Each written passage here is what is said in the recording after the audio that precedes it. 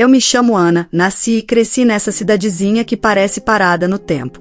Todo mundo conhece todo mundo, e os boatos correm mais rápido que a luz. Aqui, as coisas funcionam de um jeito meio torto.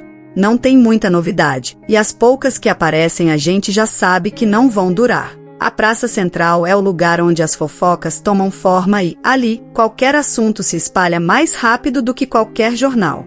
As pessoas falam de tudo, menos das coisas importantes. Justiça, por exemplo? Ah, essa aí só existe no papel. E, mesmo no papel, já parece meio rasgada. Os juízes daqui são como celebridades. Não tem um dia que você não os veja num restaurante caro ou num evento da cidade, sempre rindo, com a cabeça erguida, como se fossem donos de tudo. O povo? A gente só olha de longe. São eles que mandam, não adianta se enganar. A justiça é um jogo de cartas marcadas, e quem tem o baralho nas mãos são esses juízes. A cidade é pequena, mas tem algumas empresas grandes, umas fábricas e indústrias que dão emprego para metade da população. O problema é que essas empresas também têm seus segredos. E é aí que os juízes entram. Sempre que tem algum problema, seja um processo trabalhista ou ambiental, parece que tudo se resolve por trás das cortinas. Não é difícil de perceber. Quando você vê os juízes tomando café com empresários, rindo e trocando segredos, já dá para saber que tem algo errado. Não tem como ser só coincidência. Mas ninguém fala nada, né? Porque aqui, quem se mete, acaba com a vida. Os poucos que tentaram foram silenciados. Não diretamente, claro, mas perderam seus empregos ou então tiveram que sair da cidade. É assim que as coisas funcionam aqui. E quem fica? Bem, quem fica, como eu, vai vivendo com o que dá. A gente finge que não vê, porque enfrentar a verdade é pior. No fundo, todo mundo sabe como as coisas são, só que é mais fácil fingir que não. Eu nunca fui muito ligada à política ou a essas coisas de justiça. Tava mais preocupada em cuidar da minha vida e dos meus pequenos problemas do dia a dia. Mas aí, algo aconteceu que me fez abrir os olhos. O Marcos, um amigo meu de longa data, foi demitido de uma grande empresa da cidade. E a coisa não foi por qualquer motivo, não. Ele era um excelente funcionário, sempre bem visto por todos. Mas um dia, sem mais nem menos, o chefe dele apareceu e falou que a empresa não precisava mais dos seus serviços. Sem explicação, sem justificativa. O Marcos ficou desesperado. Não era só o emprego dele, mas a vida dele estava ali. Ele tinha família, filhos, uma casa para pagar. E, como qualquer pessoa que perde o emprego sem motivo, ele começou a investigar. Foi aí que ele começou a desconfiar de algo maior. Um amigo dele que ainda trabalhava na empresa deixou escapar uma conversa que ele ouviu por acaso. A empresa estava envolvida em esquemas de corrupção e propina, e o Marcos havia acabado sabendo demais. Ele contou para mim que o dinheiro de propina estava passando direto para os bolsos dos juízes. E não era pouco dinheiro, não. Era uma grana preta. O que eles faziam com isso? Garantiam que a empresa não fosse julgada por nada. Adiavam os processos, manipulavam as audiências e, quando era inevitável, decidiam de um jeito que os empresários saíam sempre vencedores. Era uma rede de proteção muito bem montada. O mais chocante foi quando o Marcos me mostrou alguns documentos e conversas que conseguiu obter antes de ser mandado embora. A princípio, eu pensei que ele estivesse exagerando, mas depois de ver tudo aquilo, percebi que ele estava falando a verdade. Era um esquema elaborado, planejado e muito bem executado. E o pior de tudo, a cidade inteira parecia estar em silêncio, como se esse fosse um assunto tabu. A justiça, que eu sempre imaginei ser algo separado dos interesses pessoais e corporativos, era só uma fachada. Os juízes estavam todos envolvidos, não só no esquema da empresa, mas em várias outras transações sujas. Marcos tentava encontrar uma forma de expor tudo aquilo, mas estava sempre esbarrando em obstáculos. As ameaças começaram a chegar e, antes que ele pudesse agir, foi quase forçado a sair da cidade. Eu fiquei com um nó na garganta, sem saber o que fazer com toda a informação que ele tinha me dado. A sensação de impotência foi avassaladora. Eu sabia que tinha algo muito maior em jogo e, mais do que nunca, percebi que a verdade estava enterrada sob uma camada de corrupção que parecia impossível de desenterrar. Mas, ao mesmo tempo, eu não podia ignorar o que sabia. Aquela sensação de que algo precisava ser feito começou a crescer dentro de mim. Depois que o Marcos saiu da cidade, eu fiquei com uma sensação estranha, uma mistura de medo e revolta. Ele me deixou com algumas informações e documentos que comprovavam o esquema, mas não sabia o que fazer com tudo aquilo. As coisas começaram a fazer sentido aos poucos, e o que eu descobri sobre os juízes e suas conexões com as empresas foi além do que eu poderia imaginar. Os juízes, aqui na cidade, não eram apenas figuras de autoridade. Eles eram peça-chave em uma engrenagem de corrupção bem planejada. O esquema era simples, mas eficaz. As grandes empresas, que dominavam o mercado local e tinham um papel crucial na economia da cidade, pagavam uma quantia generosa aos juízes em troca de proteção. E essa proteção vinha na forma de decisões favoráveis, adiamentos intermináveis e, muitas vezes, o bloqueio total de processos contra essas empresas.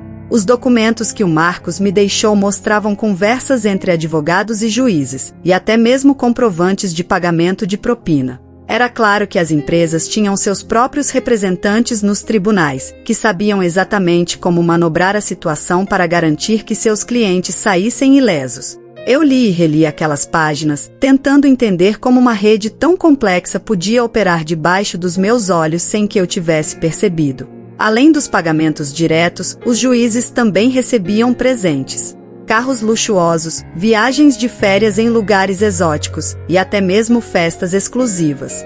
Os juízes estavam tão imersos nesse mundo que as fronteiras entre a vida pessoal e profissional desapareceram. Eles eram constantemente cortejados por empresários que ofereciam tudo o que pudessem para garantir a lealdade dos juízes. O mais chocante era o quanto esse esquema afetava a vida das pessoas comuns. Processos trabalhistas de funcionários demitidos sem justa causa, adiados indefinidamente. Casos de poluição e danos ambientais, arquivados sem maiores investigações. A impressão que eu tinha é que a justiça estava completamente comprometida e que o sistema inteiro estava quebrado, servindo apenas aos interesses dos poderosos. Os detalhes do esquema eram de uma complexidade assustadora. Para garantir que tudo continuasse funcionando sem problemas, os juízes se encontravam em locais discretos, longe dos olhares curiosos. Era uma rede de cumplicidade entre eles e as grandes empresas. Uma verdadeira confraria secreta onde qualquer tentativa de quebra de sigilo era tratada com extrema severidade. A sensação de desamparo foi ficando cada vez mais forte. Eu sabia que aquilo não era só um problema local, mas um reflexo de algo muito maior. Se a justiça estava corrompida aqui, em nossa pequena cidade, o que dizer do resto do país? Eu estava cada vez mais convencida de que o esquema que o Marcos havia começado a desvendar era só a ponta do iceberg. O medo de ser descoberta e as ameaças implícitas me mantiveram em silêncio por um tempo. Mas a verdade é que, quanto mais eu sabia, mais eu me sentia obrigada a fazer algo. A corrupção tinha um rosto, e eu precisava encontrar uma forma de expô-la, mesmo que isso significasse colocar a minha própria vida em risco. Com o tempo, eu comecei a entender como o esquema dos juízes era ainda mais sinistro do que eu imaginava. A corrupção não se resumia apenas a receber propinas ou favores. Havia um aspecto mais perverso e calculado, as votações combinadas. As audiências e os julgamentos, que deveriam ser realizados com imparcialidade, eram na verdade encenações planejadas para manter a fachada de legalidade enquanto a justiça era manipulada nas sombras. Eu consegui acessar alguns detalhes que o Marcos havia deixado, e o que eu descobri sobre as votações foi chocante. Os juízes não decidiam os casos de forma independente, ao contrário. Eles se reuniam em encontros secretos onde discutiam e combinavam antecipadamente como cada um iria votar em determinados casos. Esses encontros aconteciam em restaurantes caros, clubes privados e até em casas de campo, longe dos olhos curiosos da população. O processo era meticulosamente organizado. Antes de qualquer audiência, os juízes se encontravam para discutir as estratégias. Eles avaliavam quais processos poderiam ser adiados, quais poderiam ser rejeitados e quais deveriam ser decididos a favor das empresas que pagavam suas propinas. As discussões eram precisas e detalhadas, com cada juiz recebendo instruções sobre como se posicionar para garantir que o resultado fosse sempre o desejado. Quando uma audiência se aproximava, o roteiro já estava previamente definido. Cada juiz sabia exatamente o papel que deveria desempenhar. Havia uma coreografia elaborada, um juiz fazia perguntas, outro fazia observações aparentemente imparciais, e o promotor e advogado se engajavam em um duelo teatral que não tinha impacto real no resultado. O juiz principal, geralmente o mais influente, era quem fazia o voto decisivo, e esse voto já tinha sido combinado em uma reunião anterior. O mais impressionante era a forma como essa manipulação se estendia a todas as esferas do sistema judiciário. Não eram apenas os grandes casos que eram manipulados, mas também os menores, aqueles que poderiam parecer menos significativos. O objetivo era manter a aparência de justiça, enquanto garantiam que os verdadeiros interesses das empresas fossem protegidos. As vitórias de empresas em processos, as decisões favoráveis e os adiamentos infinitos eram tudo parte de um jogo cuidadosamente orquestrado.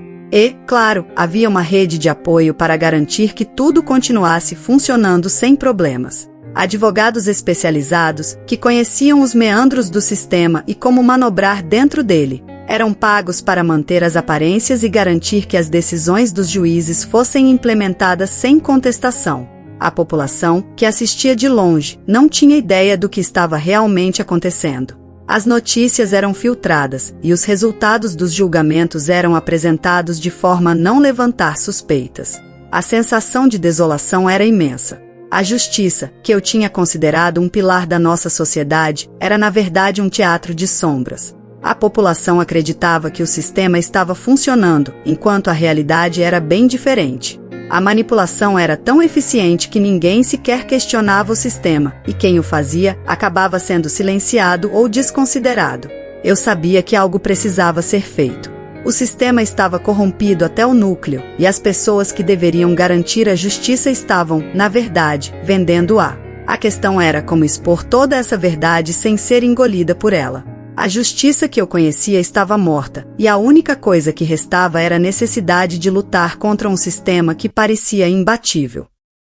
O tempo foi passando, e a sensação de impotência que eu sentia só crescia. A cidade continuava girando como se nada estivesse acontecendo, e a corrupção dos juízes se tornava cada vez mais explícita, mas ninguém parecia disposto a mexer naquilo. As empresas grandes continuavam suas atividades como se fossem intocáveis, e os juízes seguiam sua vida de luxo, com tudo o que a propina poderia comprar. Com a saída do Marcos, o peso do silêncio começou a se fazer sentir de maneira ainda mais pesada. Eu sabia que ele havia sido um dos muitos a sofrer as consequências de se meter onde não devia. Ele estava longe, escondido em outro lugar, mas o que ele havia deixado para trás era uma verdade que eu não podia ignorar. Mas eu também sabia que falar era arriscado, e o custo de não manter o silêncio era alto. O preço do silêncio era evidente e cruel. O Marcos havia perdido sua estabilidade, sua vida na cidade, e foi forçado a recomeçar em outro lugar, longe de sua família e amigos. As ameaças que ele recebeu antes de sair não eram apenas palavras vazias. Elas eram uma advertência clara do que poderia acontecer com quem ousasse expor a verdade. Era uma lição que a cidade aprendeu da maneira mais difícil. Os juízes e as empresas mantinham suas garras afiadas para silenciar qualquer um que tentasse questionar o sistema. A forma como isso era feito era sutil e eficaz, a partir de investigações falsas, passando por ameaças veladas, até campanhas de difamação. Pessoas que tentaram se levantar contra o sistema eram atacadas de várias maneiras. Perder um emprego, enfrentar problemas legais, ser socialmente isolado, esses eram apenas alguns dos meios que usavam para calar os dissidentes. Eu passei a observar com mais cuidado a forma como o sistema lidava com qualquer indício de descontentamento. Pequenos incidentes, que pareciam inofensivos para a maioria, eram na verdade mensagens claras. Um pequeno erro de um funcionário público, uma multa injusta, uma decisão repentina de uma empresa que prejudicava trabalhadores. Tudo era calculado para manter as pessoas ocupadas e sem voz. O mais difícil era o sentimento de resignação que tomava conta da cidade. As pessoas pareciam aceitar o estado das coisas como se fosse normal. Conversas sobre corrupção eram murmuradas em tom baixo, e a ideia de lutar contra um sistema tão bem estabelecido parecia absurda para a maioria. O medo era palpável, e a sensação de que nada poderia mudar mantinha todos em linha. Eu sabia que continuar em silêncio era a forma mais segura de evitar problemas, mas a verdade era que esse silêncio era também uma forma de conivência. A corrupção estava enraizada de tal forma que, se eu permanecesse calada, estava ajudando a perpetuar o sistema podre que dominava a cidade. Eu via as injustiças ao meu redor, mas a cada passo que eu dava em direção à verdade, sentia o peso da retaliação iminente. As ameaças começaram a chegar até mim, não de forma direta, mas com sinais claros. Pessoas ao meu redor começaram a se comportar de maneira estranha, eu percebi que alguns colegas estavam se afastando. E até mesmo pequenas mudanças em meu cotidiano começaram a acontecer. Era como se eu estivesse sendo observada constantemente, e o medo de enfrentar a mesma sorte que o Marcos começou a se tornar uma sombra constante. Eu sabia que o preço de falar era alto, mas o preço do silêncio era igualmente aterrorizante. A corrupção continuava a prosperar, enquanto eu estava cada vez mais dividida entre o desejo de expor a verdade e o medo de ser destruída por ela. O dilema era agonizante, e a sensação de estar presa em uma prisão sem paredes se tornava cada vez mais real. A luta pela verdade estava apenas começando, e eu estava prestes a descobrir quão profundo era o buraco que eu estava prestes a cavar. A vida na cidade continuava seu curso inabalável. As pessoas iam ao trabalho, cuidavam das suas rotinas e, de vez em quando, comentavam sobre os pequenos problemas do dia a dia. A corrupção e a injustiça se tornaram parte da paisagem, algo que era aceito com uma espécie de resignação silenciosa. A indiferença era a reação predominante, e a ideia de que algo pudesse ser feito para mudar o status quo parecia uma utopia distante. Eu passei a sentir o peso da indiferença de maneira mais intensa. Cada tentativa de trazer à tona a verdade era recebida com uma mistura de descrença e apatia. Conversas que eu tentava iniciar sobre os problemas do sistema eram abafadas, muitas vezes com um sorriso nervoso e uma rápida mudança de assunto. As pessoas estavam tão acostumadas à ideia de que nada mudaria que não tinham energia para sequer imaginar uma alternativa. A sensação de desamparo era esmagadora. Eu estava cercada por pessoas que sabiam da corrupção, mas que preferiam não se envolver. Algumas delas até sabiam da situação dos juízes e das empresas, mas a perspectiva de se opor ao sistema parecia mais assustadora do que simplesmente ignorar o problema. O medo de represálias e a certeza de que qualquer tentativa de mudança seria inútil faziam com que a maioria das pessoas simplesmente desviasse o olhar. Os juízes continuavam suas vidas de luxo, alheios à indignação que eu tentava expressar. Eles eram figuras intocáveis na cidade, e seus atos de corrupção eram considerados normais, uma parte inevitável do funcionamento do sistema. O próprio sistema estava tão bem blindado contra a crítica que qualquer tentativa de protesto era rapidamente abafada. Se alguém tentasse se manifestar, era silenciado de forma discreta, mas eficiente. As empresas, por sua vez, continuavam a prosperar sem constrangimentos. Seus representantes andavam pelas ruas com uma confiança que só podia vir de saber que estavam acima de qualquer crítica. A impunidade parecia ser uma norma aceita, e qualquer desvio da regra era tratado com um nível de cuidado e atenção que apenas reforçava o controle que essas empresas exerciam sobre a cidade. Eu observei como a indiferença se manifestava em todos os aspectos da vida cotidiana. As pessoas discutiam futebol e novelas com entusiasmo, mas eram incapazes de falar sobre os problemas reais que afetavam suas vidas. As pequenas injustiças, que se acumulavam como uma pilha de sujeira, eram ignoradas como se fossem inevitáveis, parte de um sistema que estava além do alcance de qualquer um. O mais doloroso foi ver como a indiferença se infiltrava até em mim. A frustração e o medo começaram a me consumir e, de certa forma, eu me vi começando a me acostumar com a ideia de que nada poderia mudar. A luta pela verdade parecia cada vez mais uma batalha solitária e fútil, e a sensação de que estava lutando contra um muro intransponível começou a me desanimar. O medo de represálias era real, e a ideia de arriscar tudo para expor a corrupção parecia cada vez mais perigosa. Ao mesmo tempo, a indiferença ao meu redor servia como um lembrete constante de que qualquer esforço em direção à mudança parecia não ter propósito.